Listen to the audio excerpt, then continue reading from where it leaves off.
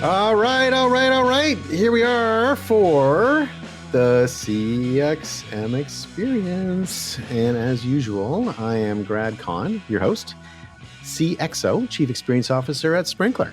And today is actually super looking forward to today's session. I think it's going to be super fun today. We're continuing our series on digital transformation. And we're talking through the digital customer first transformation system that we've had for many years at Sprinklr, based on a lot of work that we've done with clients and customers, and is a pretty cool way of thinking about how to optimize your organization. So we're going to talk about that. I'm going to do the sort of stage. The stage today I'll be reviewing will be the capabilities model.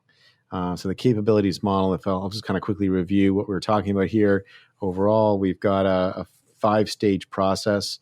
Stage 1 is a value model. What value are you trying to drive? Revenue, cost, risk. How are you trying to optimize those? Stage 2, what we're going to talk about today, is the capabilities model. Stage 3, one of my favorites, is the maturity model. It's a really awesome way of really understanding how you rank on the maturity scale. Great way to get alignment from your peers on where everyone sits and get everyone on the same page. Then there's the ROI model. That's really a fantastic one because it really helps you understand how to drive value in the organization so people are able to appreciate the effort of the transformation. And then a whole bunch of stuff around what to do. So functional use case model, the operations model, and a reference architecture. So we'll go through all of those. But today we are talking about the capabilities model. And the capabilities model, it's pretty detailed, so I'm not gonna go through every single element of it. And as usual, I will have this posted. So if you want to see this and read it, it will be on the Sprinklr blog and on Copernican Shift, so you can find it there.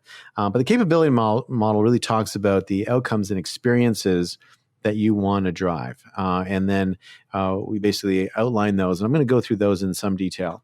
Then, what are the use cases that help deliver those outcomes and experiences? And then what are the people, process, and technology steps that are necessary to make that happen?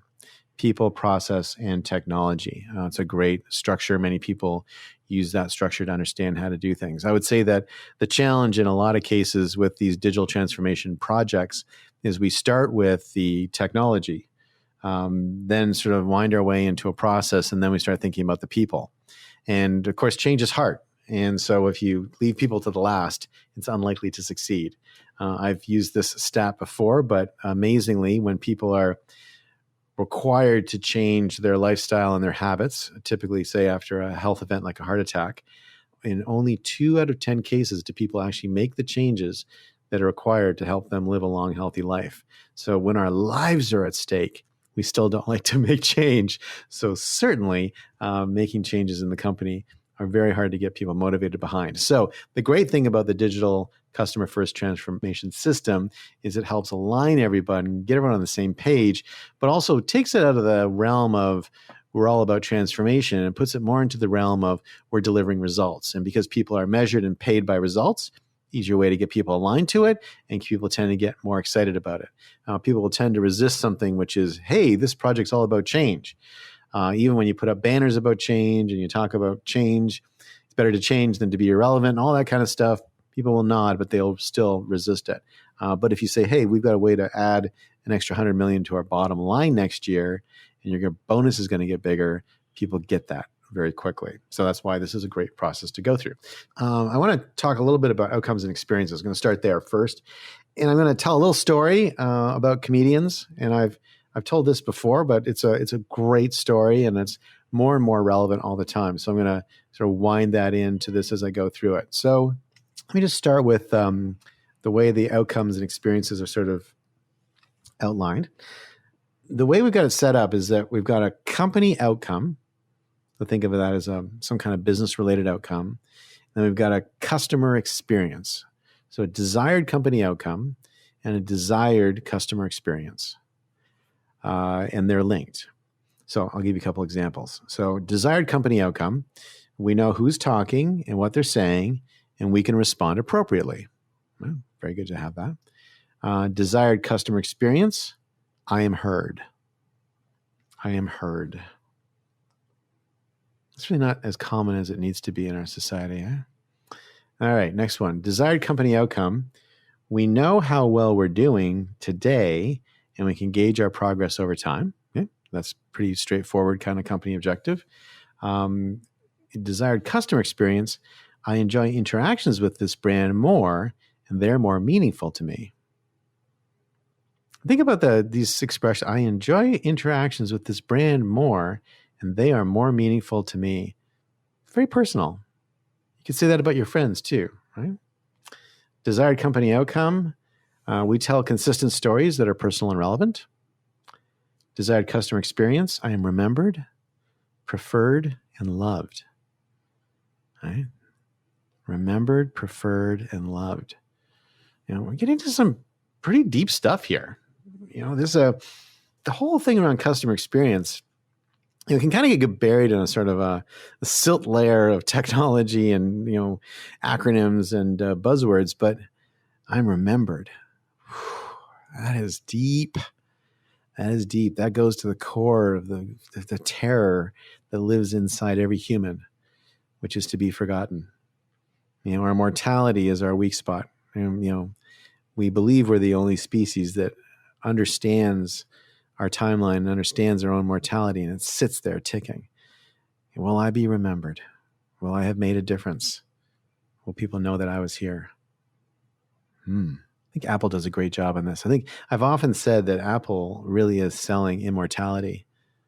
That's really what they're selling. And that's why their focus on creative and their focus on creation is so brilliant, because my creative will live on beyond me. It's very powerful. I'm preferred. People prefer me. People like me. People want to be with me. That's taken at the heart of every insecure human out there. And then, of course, I'm loved. I want to be appreciated. Again, everyone needs that. Everyone needs to be loved. Keep going. So desired company outcome, we immediately recognize every customer, regardless of where they touch our brand, right?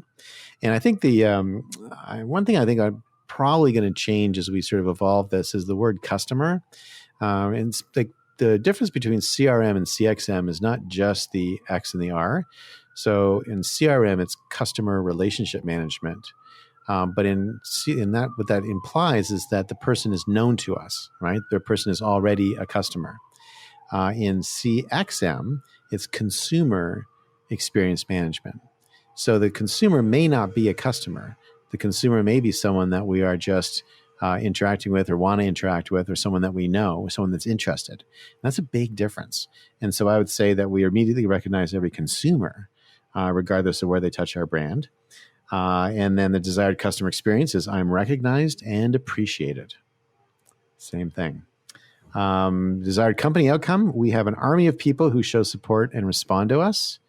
Desired customer experience, I'm proud to be a brand loyalist. I told the story last week of what Subaru is doing with their Subaru Ambassador program. I put a tweet out there, say I'm looking for an SUV. An army of Subaru loyalists messaged me and said, you should take a look at a Subaru. You'd be crazy not to after that. I'm proud to be a brand loyalist. We often underestimate this. We often underestimate how proud people are to buy our brands and to be associated with our companies, and how easily they'll endorse us and give us the help we need to keep growing. For me, I know there's a number of brands that I don't want them to go out of business. So I'll easily, advertise for them and talk about them. I'm a big fan because I want them to be around and I love their business. Desired company outcome, we can leverage social engagement intelligence to deliver better customer experiences. Desired customer experience, interactions with the brand help me and make me smarter. Make me smarter. If you can teach someone and someone feels like they're learning from you, really deep loyalty and something that people value very highly. Two more, and then I'm going to sort of switch gears a little bit. We directly reach and engage more of the right people. That's a desired company outcome. Desired customer experience. The ads and other stuff this brand sends me are for me and help me along my journey. More than 70% of people now expect and prefer personalized advertising. They want it to be targeted to them. They know that you know enough about them, or that you should know enough about them that you don't need to give them depersonalized advertising anymore. Finally, our brand reputation and equity is safeguarded and customer data is secure. Risk management, the desired customer experience. I control how my data is used. My identity is protected, and I am respected. So, privacy is a benefit too if you do it correctly. People feel like they're respected and they are valued if you do that the right way. So let me just talk a little bit about all these desired customer experiences and just tell a quick story about comedians. And we'll kind of come back to the capabilities model. I think I'll talk a little bit about how the use cases support these outcomes. And I'll spend a little bit of time on people, process, and technology in our next show. But on this one, I'm just going to finish up with all this emotional stuff. So I am heard. They're meaningful to me. I'm remembered. I'm preferred. I'm loved. I'm recognized, appreciated. I'm proud. I'm smarter. These are what you want to go for in customer experience. The tricky thing is that you can't tell someone that you're going to make them smarter. You can't tell someone that you love them just generically.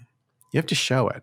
I think it's really hard for brands today because brands have mostly grown up in the broadcast age. In the broadcast age, we got complacent with this idea that we could just tell people what to think about us. Got our message, got our kind of core communication objective. I'm just going to tell you what to think about me. It's not going to work because in the age we're in now, we're in the conversation age, which quite frankly is the age we were in before broadcast. We've always been in the conversation age. Humans for tens of thousands of years have preferred conversation to broadcast. Broadcast just introduced mass. Now we've got mass and conversation again. So in a conversation age, you can't just tell people stuff and expect them to believe it. You think about how you have a conversation with a friend and you draw a conclusion about that friend. Someone will say, how's your friend doing? Did you have a good lunch with Rob today? Yeah, he seemed good. Oh, just good? Yeah. And then, the person will start to talk about, well, yeah, this is this and that. And, Rob may not have said that, may not have communicated any of those things, but you pick it up, right? And so people pick up things from brands. So let me give you this example. So all comedians have the same communication objective. I just want you to think about it for one moment, actually, before I tell you. So all comedians have the same communication objective. You think about how a typical creative brief is written. The communication objective would be written something like to convince people that blank, right? So if I'm tied, I want to convince people that I get the tough dirt better than any other detergent. That'd be a good example of a real communication objective. So what is it for comedians? To convince people that I am funny. Every comedian has the exact same objective. Now, the other parts of the creative brief, like the reason why and the brand character, they're different. Comedians approach the way they communicate that differently, and they all have different personalities. But they all have the same objective. They want people to think that they're funny. All right. So if a marketer were to say, hey, I'm going to be a comedian, they would take that creative brief and they'd walk up on the stage and they'd say, well, I know how to do this. I know how to communicate a message. I'm going to communicate the message. Stand in front of the microphone and go, I am funny. That's my message. I am funny. I am funny. I am funny. I know a frequency of around 7 is when people start to really grok a message. I'm funny. I'm funny. Maybe I'll hand out some flyers because I know multimedia works. I am funny. Maybe I'll ask Randy down there in the front. Hey, Randy, can you just give me a little testimonial? No, testimonials work. Tell everyone that I'm funny. Randy goes, yeah, Grad's really funny. Perfect. Thank you, Randy. I am funny. I am funny. I am funny. Okay, what happens at the end of that performance? People leave, and someone goes up to them and says, "Hey, how was the show?" Yeah, it was interesting. Was the comedian funny? And you're like, well, he said he was. He got the message, right? Got the message. He said he was funny, but I don't know if I believe it. And it's this idea of how people believe, and especially how they believe around emotions. You cannot tell someone how to feel. They'll pull that out themselves. So what does a comedian do, right? much smarter about this. A comedian goes on stage and they tell a joke. And the joke is a stimulus. It's a stimulus that they send out. And you hear the joke, and hopefully you laugh. And while you're laughing, think about this. You've done this yourself. While you're laughing, you think to yourself, wow, she is really funny. But you made that conclusion on your own. No one told you to think that way. You made that conclusion on your own. Afterwards, someone will say, how was the show? And you're like, oh my God, she was hilarious. I couldn't stop laughing. She's really funny. You love her. Okay? And, have you ever had someone say, well, what was she talking about? Like, what were the jokes? And you never remember, right? Well, I don't know. There's like a mother-in-law and an octopus, and I don't know. I don't remember like the jokes. I just remember how I felt. I remember what I concluded. And this is the second part of experiences, is that people may not remember how they heard about your brand. People may not remember how they interacted with your brand. They'll remember how you made them feel. No one ever forgets how you made them feel. That's a famous Maya Angelou quote. So as you think about your outcomes and experiences that you want to drive, think about it in terms of the comedian model, which is, what do I need to do to get people to feel a certain way? I can't tell people to feel that way. I have to get them to go there on their own. People love Zappos. Does Zappos ever tell people to love them? No. What Zappos does is they behave in a way that makes people fall in love with them. You got to make people fall in love with you. It's not that easy. So, this deep show today. Wow. Who would think that the capabilities model and the digital transformation would get so personal? That's what it's all about. So today we're going to finish and we'll pick it up later. For the CXM experience, I'm Grad Khan, and I will see you next time.